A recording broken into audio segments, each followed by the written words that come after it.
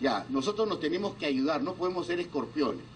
Un sapo quería cruzar un río, pero como el sapo tiene sus limitaciones, como los tenemos todos, fortalezas y debilidad, mira a un escorpión y le dice: viejo, ayúdame, no puedo cruzarlo solo. O sea, ¿recuerdan eso, no?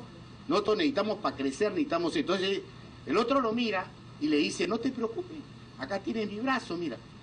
¿No es cierto? Crucemos juntos, pero cuando están en la mitad del río, ¿correcto?, le pone el aguijón.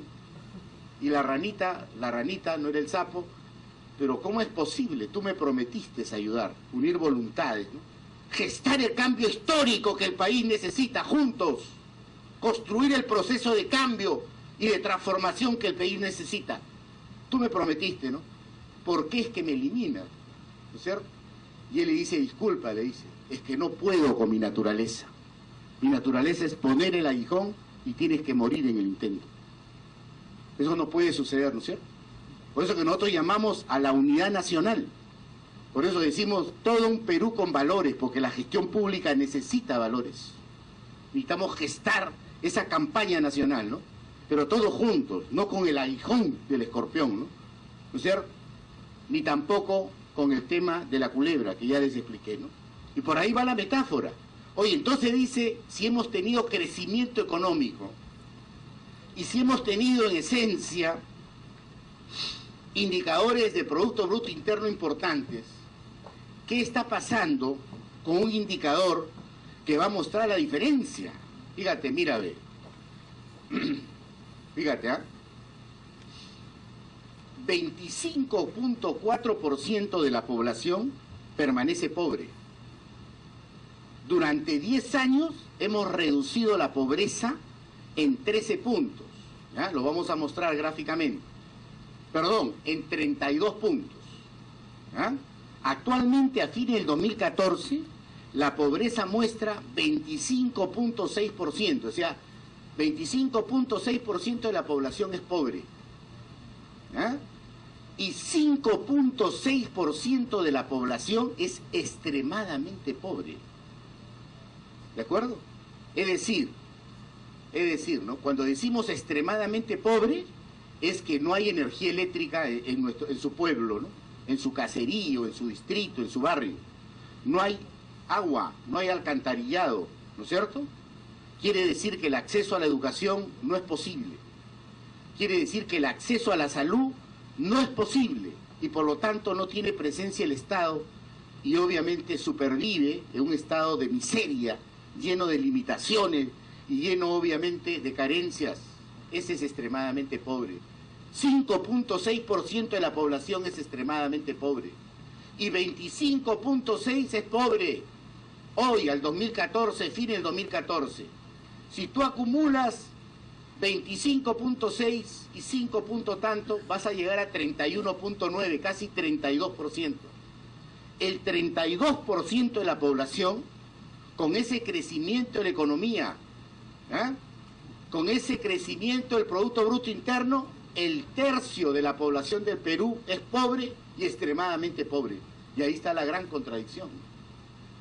Entonces, ¿cómo es posible que, teniendo las economías que hemos tenido, cómo es posible que, teniendo el crecimiento económico que hemos tenido, sin embargo, la población tiene un tercio de pobre y extremadamente pobre? ¿De qué cambio hemos hablado? ¿De qué transformación hemos hablado? De nada, ¿no? Y entonces ahí viene el reto, ahí viene el desafío y ahí tiene que venir la propuesta. El Perú necesita resolver el tema del crecimiento económico. Tenemos que reimpulsarnos para crecer económicamente al 4, 5, 6, 7%. Y tenemos que lograr el paso del desarrollo económico, crecer y desarrollarnos económicamente. Y eso significa garantizar la presencia del Estado básicamente en los sectores que más lo necesitan. Es decir, en nuestro pueblo que más lo necesita. Agua, luz, telefonía, trabajo, educación, salud. Yo les voy a mostrar cómo está la cifra que tiene que ver básicamente con la anemia, es alarmante. ¿Cómo está la cifra que tiene que ver con la desnutrición crónica infantil? Es alarmante. Y entonces a partir de ese diagnóstico vamos a decir, ¿qué pasó? Hoy has tenido dinero y no has podido educar a tu pueblo. ¿Qué pasó? ¿Dónde está el principal problema entonces? Ya te he mostrado la contradicción, lo paradójico de la contradicción. Y entonces, ¿cuál ha sido el principal problema? Malos gobernantes en los diferentes niveles de gobierno, ¿no es cierto?, que han tenido enormes presupuestos. Los gobiernos regionales han ejecutado en promedio solamente el 32% de su presupuesto, en promedio. O sea, no han tenido capacidad de ejecución de gasto. O sea, no ha habido proyectos de inversión que enfrenten los problemas y las necesidades del pueblo, ¿no es cierto?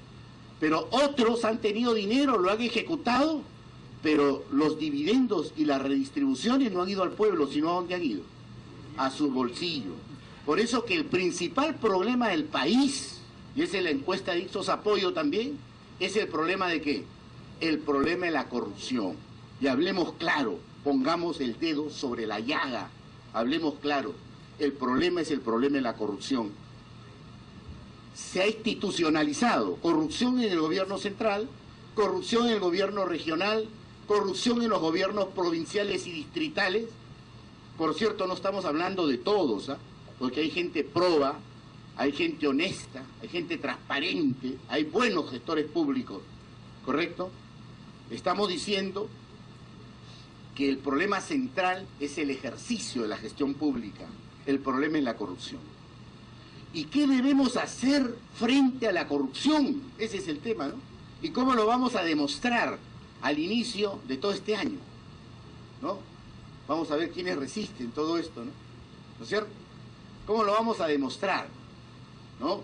Hoy es la corrupción. Entonces dice, ¿qué medidas concretas tenemos que llevar a cabo para poder enfrentar directamente a la corrupción? ¿Qué medidas concretas, no es cierto?